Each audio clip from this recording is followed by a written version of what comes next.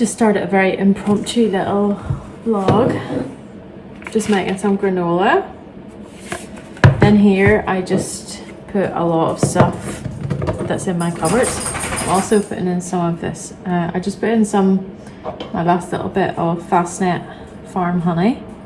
And now I'm putting in some honey I got in France when I was on holidays. It is forest honey. Smells very... Ooh.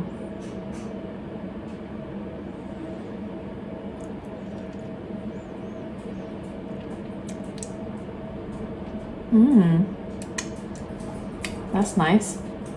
I always like to try a little bit of my honey because this one's kind of like almost set. It's so thick. My friend has bees and he let me try his honey. And it was like heather honey, and you could really, really taste it. The heather off the honey. It was really interesting. So I don't follow a recipe for this. I just put in whatever's in my cupboard, like whatever nuts. A few raisins or cranberries. Some oats, some honey, maybe some maple syrup, some seeds. Mix it all up and put it in the oven at a high temperature for about, I don't know, 5 or 10 minutes or something. I don't make this all the time, just sometimes. I'm feeling like I need a little snack at the minute, so that's why I am... Ooh. Listen to it, look at that. It's actually a little bit sunny today, but it's also really, it keeps raining, a lot of rain. But every so often, like, the sun comes out like this and it's so nice. I have no idea what type of vlog this is going to turn into. Maybe none, I don't know. I usually just have the granola with milk. Sometimes if I have some kefir, I'll have it with that. Or some Greek yogurt's really nice too. And it turns out just sweet enough, not too sweet.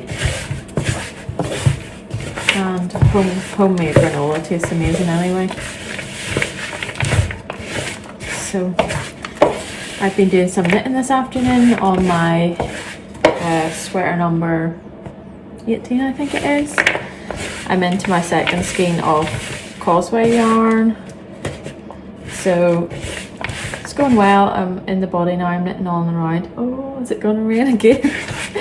And yeah, I've got the fire on today because it's kind of a little bit cold and we haven't put the heating on in the house yet.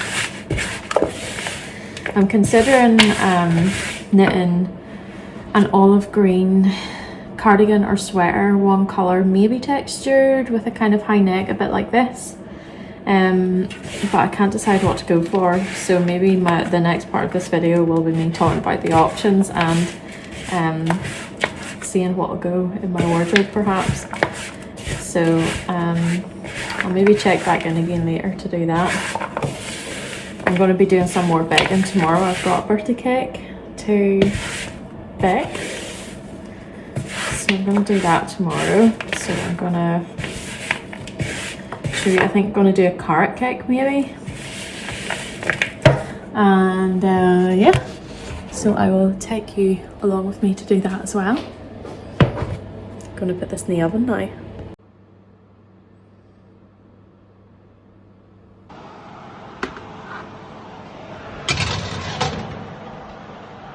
A wee bit of laundry with me. My sourdough has been taking a long time to rise. I don't know if it's because my starter hasn't been very active recently. I want to really try and get into the habit of getting it, basically having a loaf on the go at all times. Like obviously I won't be able to eat one all the time, but if I, you know, have the starter so that a loaf is always in the works. What way did I fold that? I don't know. So that every 3 days or so, because it's taken 2 days, depends on the temperature in the house, but you know, if I have the stove on or whatever, it's a little bit quicker. But it's taken like 2 days to get the dough to rise to a point where I can do the last proof in the fridge, and it's also taken like basically almost like 24 hours, maybe not 24 hours, maybe 12 hours, maybe I got that wrong, to get the starter bubbly. I mean, I don't think it should take that long, so I don't know if it's sluggish or just because it's cold in here, or maybe both. But either way, that's fine. But sometimes, you know, if you're not used to the timings, you end up cooking the bread at really weird times, like just before you go to bed, or like not at a useful time basically, and you kind of want to eat it fresh because that's when it's the nicest. So I know I mentioned this before, someone said they got a bread prover, which would be actually so nice, but I don't have any storage for any more gadgetry in my kitchen. Not that I have a lot of gadgets, but obviously that would make making the bread so much easier. But yeah, I kind of, the only thing that I would possibly buy is a smaller Bannockton. I think my Bannockton's too big for the size of the loaf that I'm making, so that might be the only thing that I would possibly do. So yeah, I hope this loaf turns out nice. It looks as if it's going to be ready to bake at bedtime, just the usual. But yeah, so apart from buying a bread prover, I did try this last time. One of you mentioned to put it in the microwave with the light on. I put it in the microwave but not with the light on. That didn't work. I think it was actually possibly even slower. Someone said about putting it in the oven with the light on. I could do that apart from the fact that the light in my oven is broken and I've never replaced it.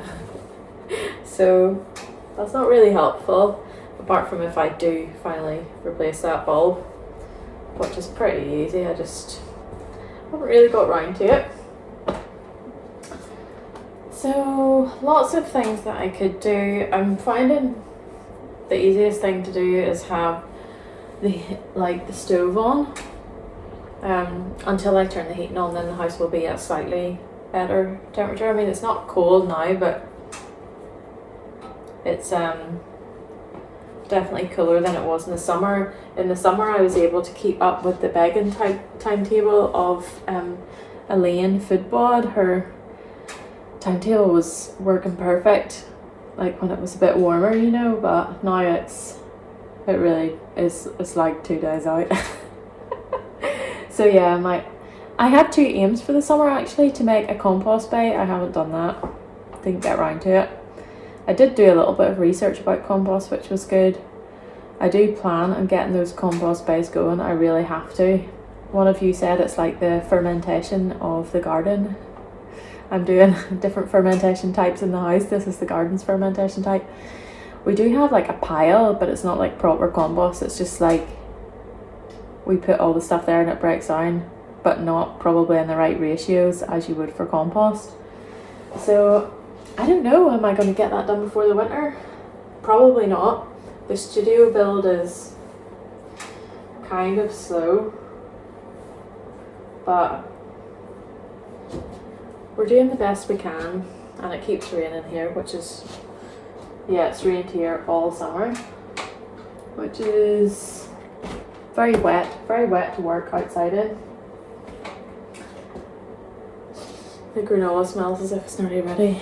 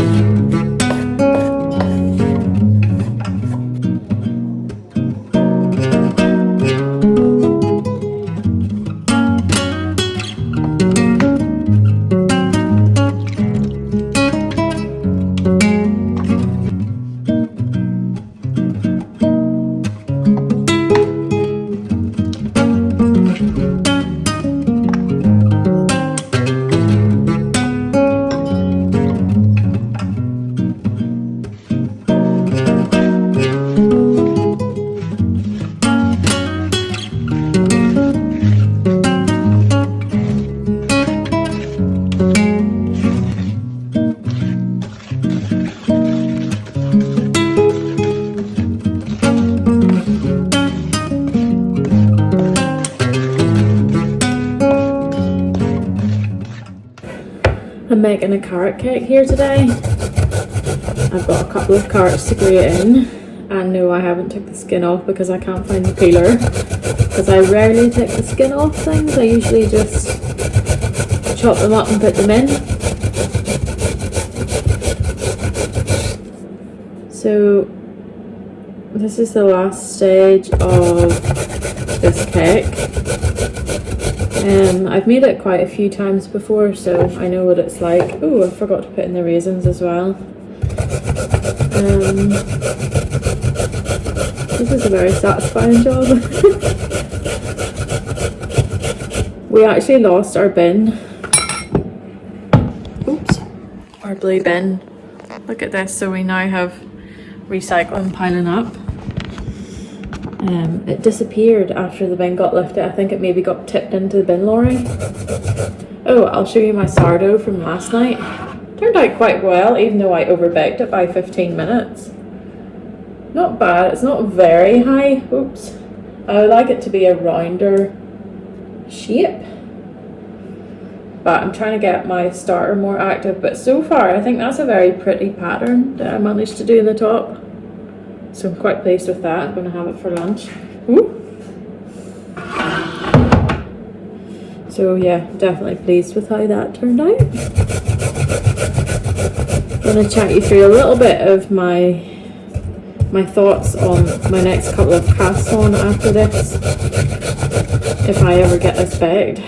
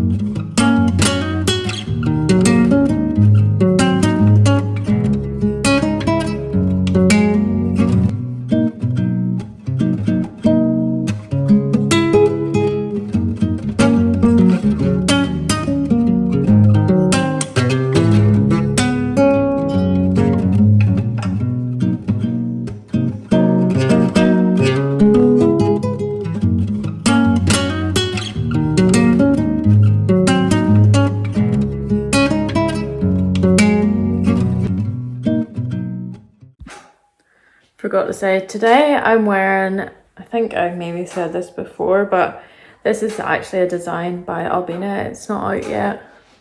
It's in my yarn. And this is the Ferny Corner shawl, my design, which I'm going to have more kits for in the shop at the end of this month, in this month's shop update. Just going to take Rufus out for a walk now. And when I get back, I'm going to ice the cake and maybe decorate a little bit or tidy up or something like that. Because it's a really nice sunny day and it's rarely sunny. So I'm going to make the most of it.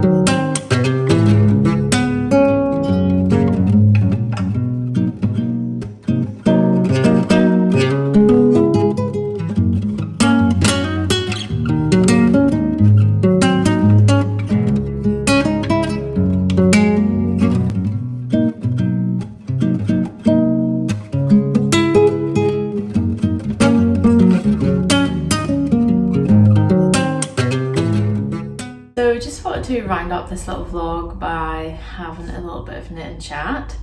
I am having some trouble deciding what to cast on next, although I am very sure what colour I want to knit it in. First of all, I want to show you my sweater number 18 by My Favourite Things Knitwear, how it's working up. I think it's looking good so far, and it'll look really, really nice when the texture is all blocked out. It's coming on pretty quickly, to be honest. It's essentially iron weight because it's holding two yarns together, my natural sock and my Causeway. It's a very low-key marl. And I just love how this is turning out. Such a nice texture, and it's going to be so cozy for winter. And oops, there goes my stitches. And it'll be very much needed, I think, for the winter. So yeah, so I'm really enjoying this yarn combination, and basically I would like to cast on something else with this yarn combination. So I have a few ideas which I would like to run past you, and you can tell me your opinion. So I have kind of 4 options at the moment. So I'll show you the colour first. So this is the colour that I would like to knit next, with a strand of the Causeway yarn and a strand of the natural sock together again, but I want it to be like 1 colour, maybe 2 colours, but basically I want the colour to really shine in this next project. I just really, really love this colour, and I think a garment in this colour would look so good. Something kind of plainish would just help set off the colour. However, I have a few caveats. Plain, yes. Simple, perhaps not. I'm just at the stage of my knitting journey where sometimes I just find I like things to be not too simple, because then I lose interest. So basically I was kind of thinking, this is how my thoughts were going in my head. I like the look of drop shoulder, but I don't necessarily want to knit another drop shoulder sweater because I've knitted loads of them in different ways, and I'm not sure if I want to knit another one right now. I mean, I'm not saying I'll never knit a drop shoulder sweater, but I'm not sure if I want to do one just now. I want the construction to be like a little bit interesting, or like I want there to be some little detail on it that's like interesting to knit. So a few, like probably most of these patterns apart from one, would not be super crazily interesting to knit. they would be more, I think they would be more of a simple knit. Correct me if I'm wrong. So here's some patterns I have in mind. The Port Sweater by Ozetta. The thing that was putting me off this one, I love the detail, I think it was decreases around the neck, that looks beautiful, but the thing that was putting me off was the little detail around the drop shoulder, and I know it's another drop shoulder, so I was kind of like, oh, do I want to do that again? Of course I could probably leave the detail off. I'll try and put a picture here. It's like 3 little lines here, and I was like, oh, I think I'd prefer if it was just plain, but maybe that's me just being picky. My next option would be the Ian, I think it's called, by November Knits, who is Anne Fiskum Sunday, which I very much admired this design. I think it's very beautiful. I think it's very cool. I think it would look great in this colour. I just don't know if it's practical because of the split. I mean, it would be a little bit drafty. And also the sleeves are quite wide, but I could just do a taper sleeve, so that's not really an option, although I love the look of the sleeves as the designer has designed them. I think it would look, yeah, so good in that colour. So that's a potential. Maybe I'm just going to have to put up with knitting something that I don't find super exciting, just so that I can get the look that I want. The next option I found was the Niji Pullover by Iri Shimizu. I'll put a picture here. Again, similar thing to before. Is this one drop shoulder? I can't remember now. No, I think this one's a raglan. Again, maybe a little bit more practical. I think the sleeves are tapered. There's no split hem or anything like that. So that's a definite contender. I think that could be really good, and you can kind of see the neckline I'm going for. So this is my outlier here. The One Ear, I'm not sure if I'm saying that right, by Ailbiona. It's a yoke sweater. So sometimes I feel with a raglan, I feel like it doesn't fit this part of my body very well sometimes, whereas I feel like a yoke sweater just fits my body really well for some reason. So this option is obviously not one colour. It would be a Colourwork yoke, which would definitely pique my interest, and I think it would look absolutely stunning in olive green and white. And if I end up knitting this, I think that's what I'll do. I can imagine this would just be totally eye-catching. It has quite a vintage feel, and I think in these colours it would definitely have a vintagey type feel. I don't think this one would be boring. I think this would probably be highly addictive to me. It's the sort of thing I like knitting. So basically, I don't know what to do, because I want the product of like the plain and simple looking sweater. I think that would look really cool. But also I kind of want to knit something that's kind of interesting. I also looked at Ailbiona's Saglan, but yeah, I'm not sure. I'm not sure about a saddle. I mean, yeah, I'm not sure because of lots of reasons. But anyway, I kind of have this idea in my head of what I want to do, but I can't decide between either the One Ear by Ailbiona and going down the 2-colour route, or doing something really plain and going down the route of like the turtleneck type situation. So please let me know what you think. I'm probably not going to have time to dye up the yarn for myself until the end of November, so you have time to put your comments below and tell me what you think. Maybe I just need one of each, but I also have another cast on in my head. I was hoping to cast on the Ronsley by Susan Crawford Vintage. She has a new book coming out, which I might wait to see as well. But this one was part of an ebook of 25 patterns, I think, so you have to buy the whole thing to get this one pattern until it's individually released, and I just didn't want to buy a whole book of patterns when I thought I just wanted this one. I had basically dyed up my yarn for this specific pattern, so I was like, oh no, how long am I going to have to wait for this?